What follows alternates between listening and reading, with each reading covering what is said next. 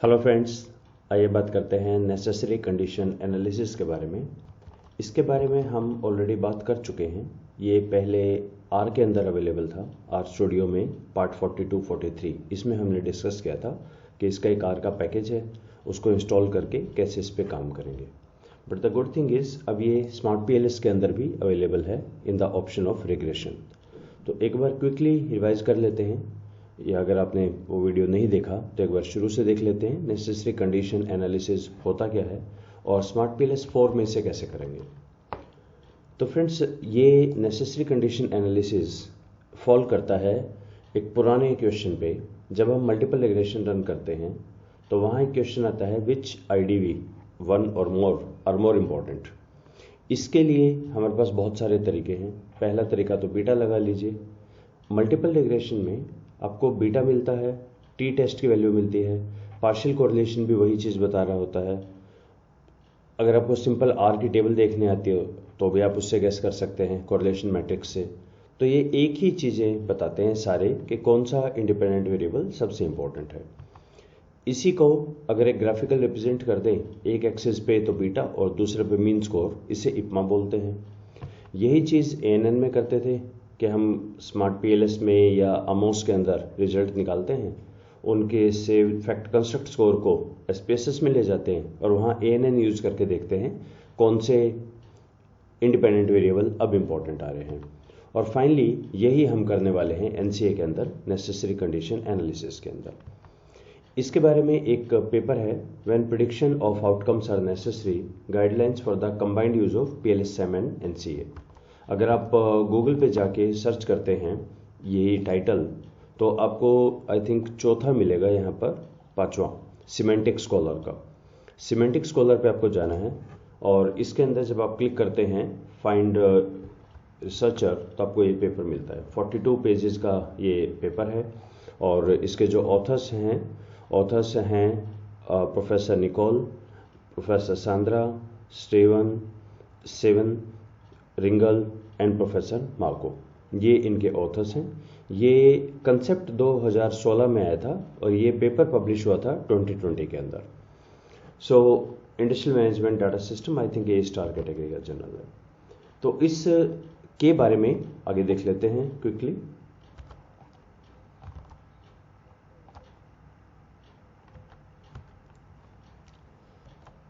ये paper discuss करता है दो कंडीशंस के बारे में जिनको हम बोलते हैं नेसेसरी कंडीशन या सफिशिएंट कंडीशन। दो चीज़ें होती हैं ये। ऑथर्स ने एक एग्जांपल दिया है कि अगर आप लेट्स से एक नया सिस्टम इंप्लीमेंट करते हैं, let's say information system MIS को कोई सिस्टम इंप्लीमेंट करते हैं, तो कुछ तो फैक्टर्स ऐसे होंगे कि अगर ये नहीं है तो डिपेंडेंट वेरिएबल सक्सेस होगा ही नहीं। कुछ ऐसे हैं कि होने तो चाहिए लेकिन उसका एक लेवल भी होना चाहिए। यानी दो चीज़ हम बोलते हैं, must have been and should have been. ये कंसेप्ट आते हैं हमारे प्राइमरी, जब आप लॉजिक के बारे में पढ़ते हैं वहाँ गिवन होता है ये necessary condition, sufficient condition. Necessary condition तो वो है कि अगर ये मिस है तो आपका डिपेंडेंट वेरिएबल है ही नहीं। जैसे ऑथर्स ने कहा यूसेज एक ऐसा वेरिएबल है, अगर आप यूज ही नहीं करेंगे तो फेलियर तो ग्रांटेड है, तो ये तो मैंडेटरी है। सिंपली ये कहना कि हमने यूज किया दैट्स नॉट गुड।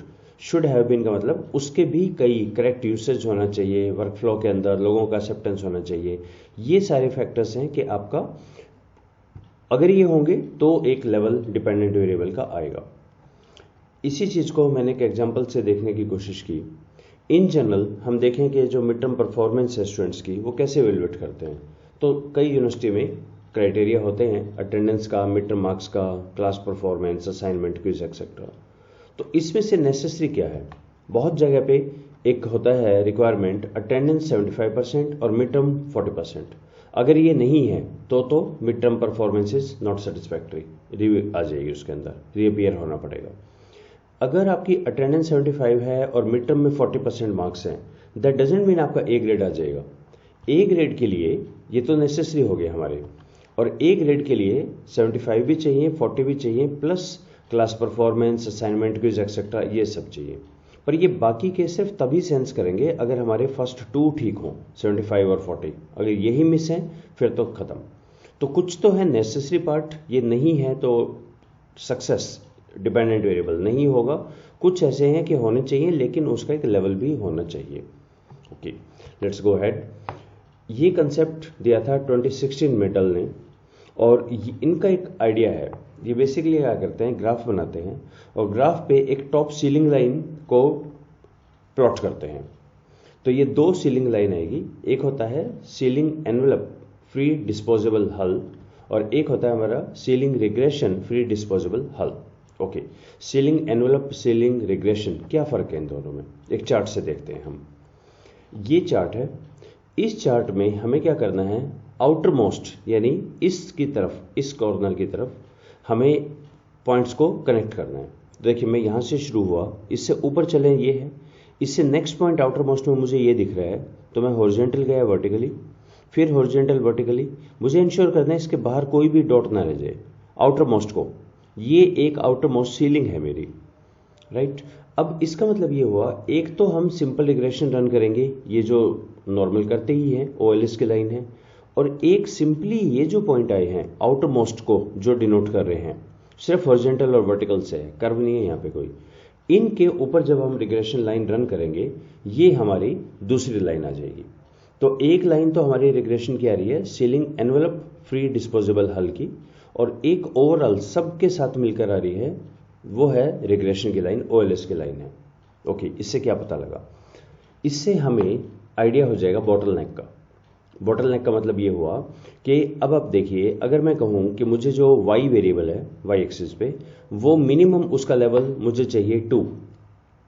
अगर मुझे उसका लेवल 2 चाहिए, यहाँ पे देखिए 2 के लिए हमारे पास यहाँ पर है, और कितना होना चाहिए, x कितना होना चाहिए मिनिमम।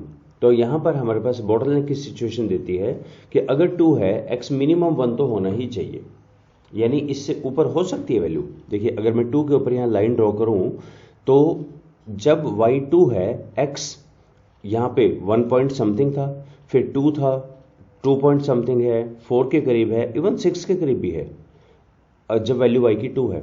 तो अगर मैं ये कहूँ कि मुझे y मिनिमम 2 चाहिए, और अब आप बताइए x मिनिमम कितना होगा, तो हम बोलेंगे x मिनिमम समथिंग लाइक 1.12, 1 से तो बड़ा ही चाहिए minimum. Are you getting it? इसी तरह से देखिए, अगर मैं बोलूँ कि मुझे y 8 चाहिए, तो 8 पे अगर मैं एक लाइन ड्रॉ करूँ, तो अब आप 8 से ऊपर, अगर 8 यहाँ पर है, इसमें देखिए कि x की कौन कौन सी वैल्यू हैं। x 6 है, x यहाँ पर मे बी 7 है, x 8 भी है, 9 भी हो सकता है, फिर यहाँ पे 10 भी है x की वैल्यू।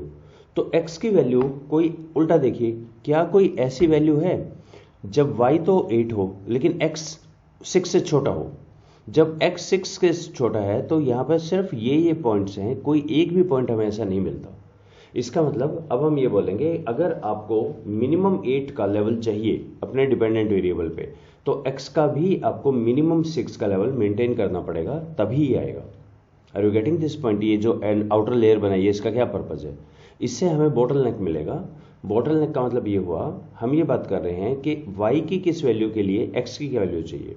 फॉर एग्जांपल मैं कहूँ मुझे तो फुल 10 चाहिए, तो हम बताएंगे देखिए 10, अगर y 10 है, हमें x का कोई पॉइंट नहीं मिला जो यहाँ पर हो। फर्स्ट पॉइंट आता है समथिंग लाइक 9.7 के करीब। x अगर 9.7 है तो ही आप y 10 एक्सपेक्ट कर सकते हैं, एल्स नहीं कर सकते। अगर आपका x ओनली 5 की रेंज में है, यहाँ पर है, तब आप मैक्सिमम जो y ले सकते हैं, अगर मैं 5 पे यहाँ एक लाइन ड्रॉ करूँ, तो मैक्सिमम आप जो ले सकते हैं शायद ये वाला पॉइंट होगा, 6 पॉइंट समथिंग के करीब है। 5 पे अगर x 5 के करीब है तो आपका 6 पॉइंट समथिंग के करीब आएगा।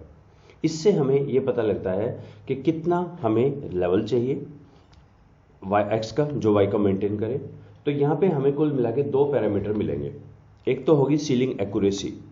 सीलिंग एक्यूरेसी का मतलब है number of observation that are below the ceiling line divided by the total number of lines. Okay, अब इसका कोई क्राइटेरिया नहीं है मिनिमम कितना होना चाहिए। एज ऑफ 2022 इसका कोई अभी तक तो क्राइटेरिया है नहीं। तो ऑथर्स ये बोलते हैं कि अगर ये, क्योंकि हम काम करते हैं 95% कॉन्फिडेंस लेवल पे, तो अगर ये 95 से कम है, आइडियली तो 100 से कम होना चाहिए। सीलिंग एक्यूरेसी मतलब ये जो सीलिंग आपने बनाई है, यहाँ पे ये सारे आउटर मोस्ट पॉइंट होंगे, और इस लाइन से नीचे कितने पॉइंट होने चाहिए, अभी कितने हैं, लाइक 6 पॉइंट दिख रहे हैं ना मुझे लाइन से ऊपर, बाकी तो सब लाइन के नीचे ही हैं।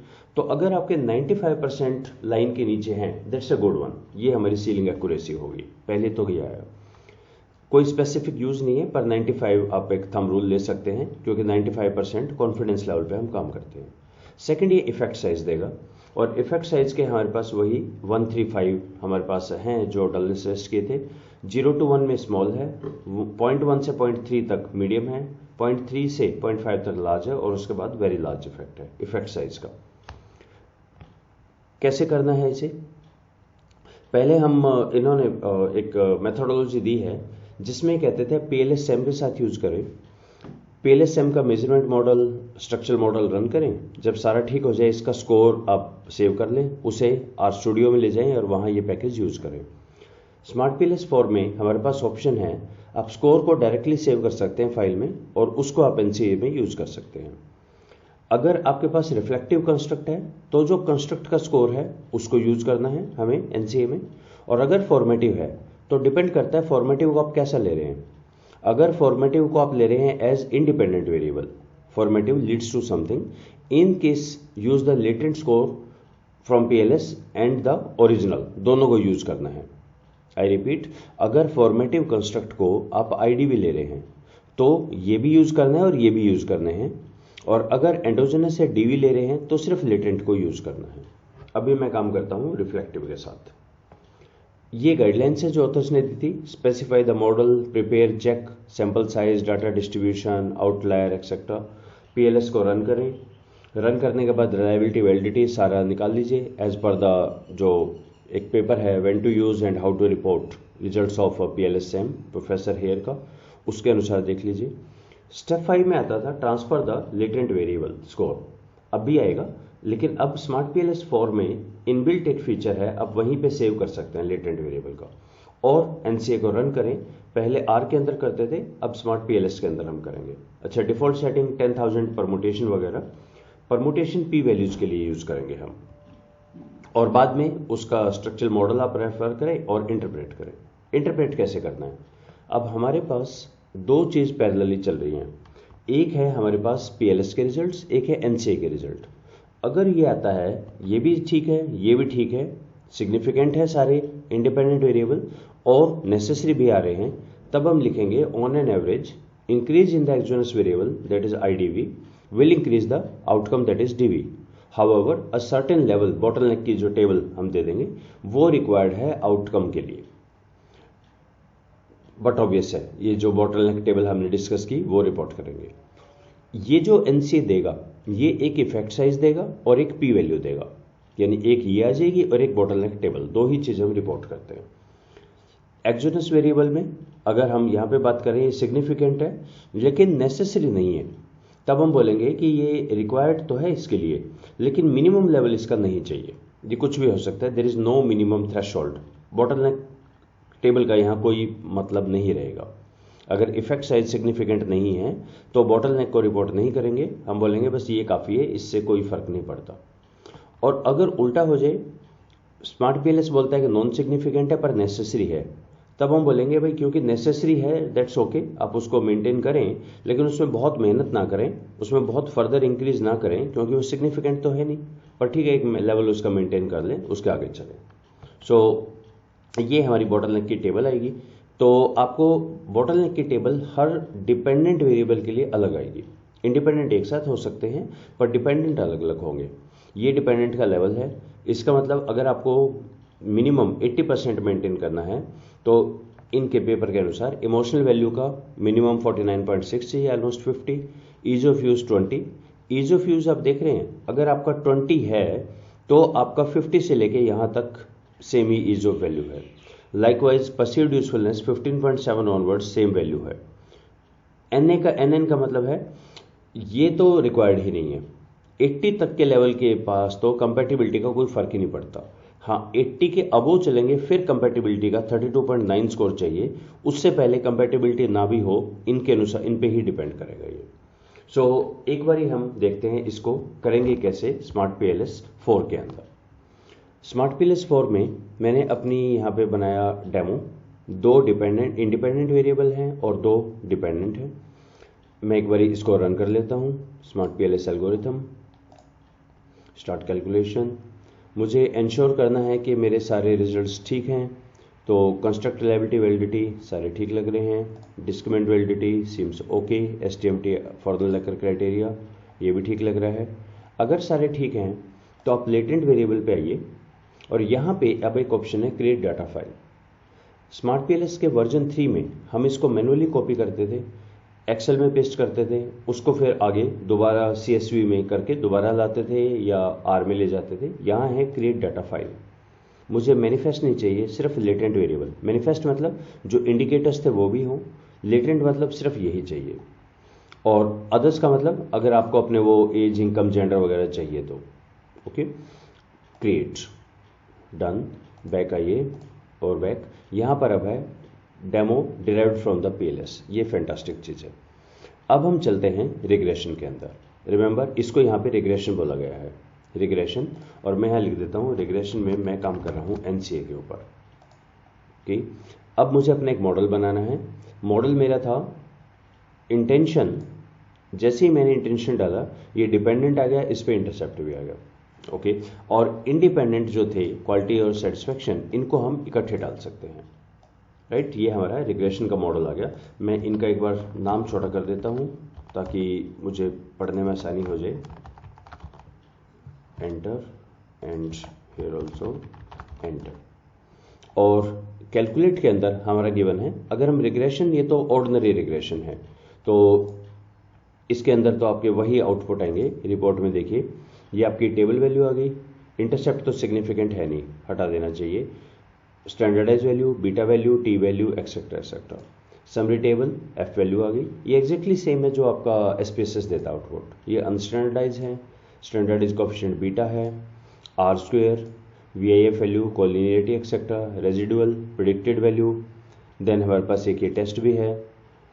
फिर इसके बाद data covariance, correlation among this. ये तो स्टैंडर्ड रिग्रेशन के रिजल्ट हैं। हम यहाँ पे चलते हैं नेसेसरी कंडीशन एनालिसिस, NCA। तो ये कह रहा है आपका मिनिमम इतना है, मैक्सिमम इतना है, ऑब्जर्व्ड काउंट वगैरह ये मैंने नोट किए हैं। Okay, go ahead. तो रिपोर्ट में देखिए सबसे पहले तो ये हमारा आ गया CEFDH क्वालिटी का और सेटिस्फेक्शन का, दोनों का। CECR रिग्रेशन की तो ये वाली लाइन थी, और CE जो हमारा हमने किया था कि आउटर मोस्ट जो लिमिट है, सीलिंग एनवेलपमेंट, ये चीज़। तो दो अलग अलग वैल्यू हमारी आ गई हैं।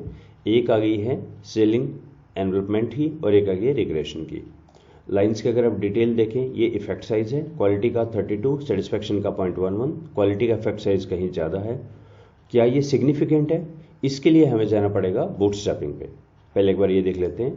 कॉर्नर की टेबल ये हमारी आ गई, क्वालिटी और इंटेंशन। इस लेवल के लिए इतना लेवल चाहिए, ये मैक्सिमम था, उसके लिए ये लेवल हमें चाहिएगा इंटेंशन के लिए।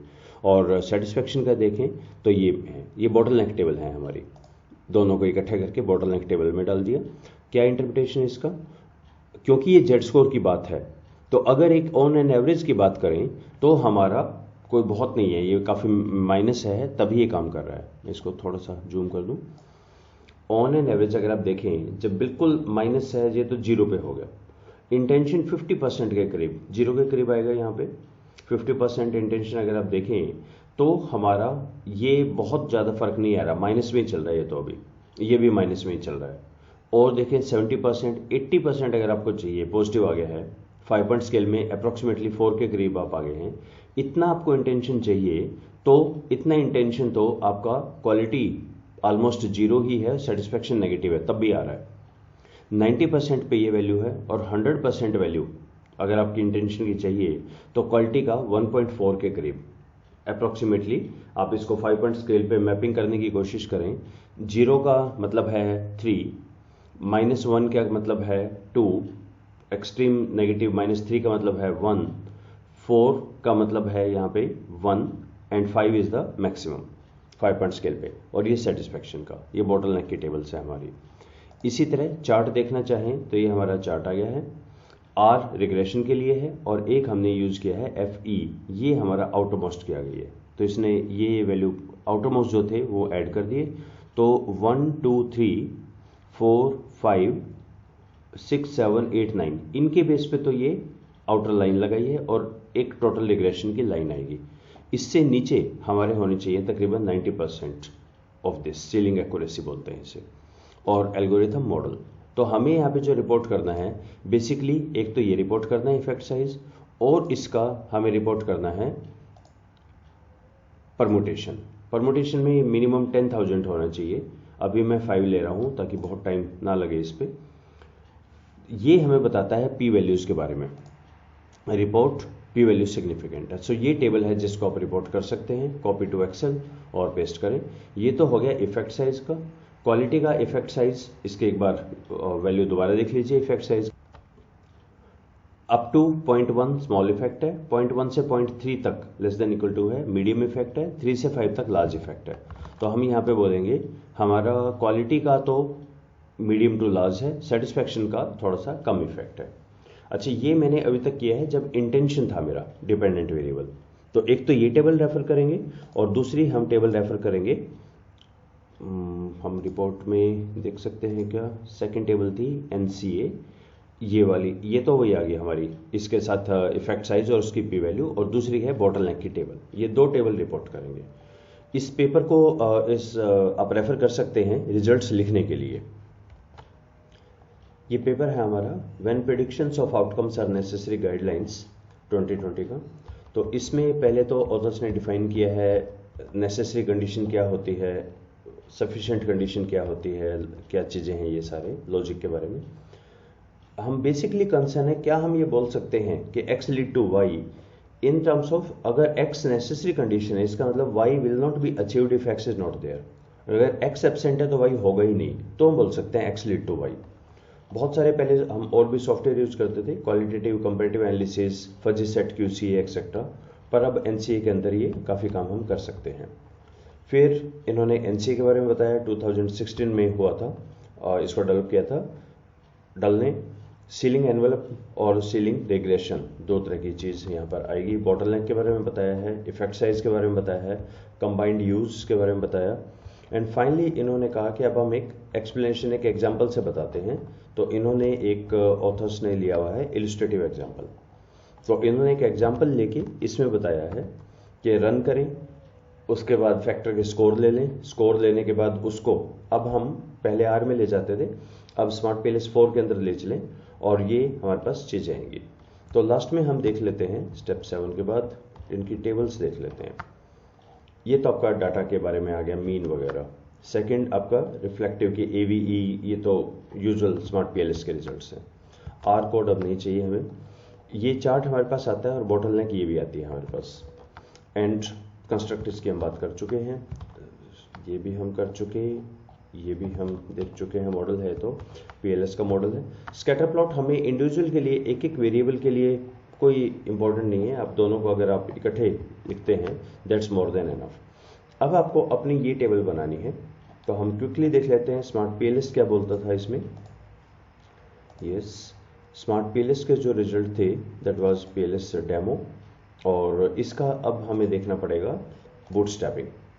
सो क्या दोनों रिक्वायर्ड हैं या नहीं, इस चीज़ को अब हम चेक करेंगे। So let's go to this one, और पी वैल्यू सबकी सिग्निफिकेंट हैं। इसका मतलब हम इस में आगे हैं कि PLS बोलता है दोनों सिग्निफिकेंट हैं और नेसेसरी भी हैं ये हमारे। तो एक मिनिमम इसका लेवल चाहिए। ये नेसेसरी कैसे पता लगा मुझे, क्योंकि इफेक्ट साइज सिग्निफिकेंट है। इफेक्ट साइज सिग्निफिकेंट है तो हम इस डोमेन के अंदर आ गए हैं। However a certain level is required. तो इस पेपर को पढ़ के ये अपने वैल्यूज देनी है इसकी, अलग अलग इनकी, ये इफेक्ट साइज हम दे रहे हैं।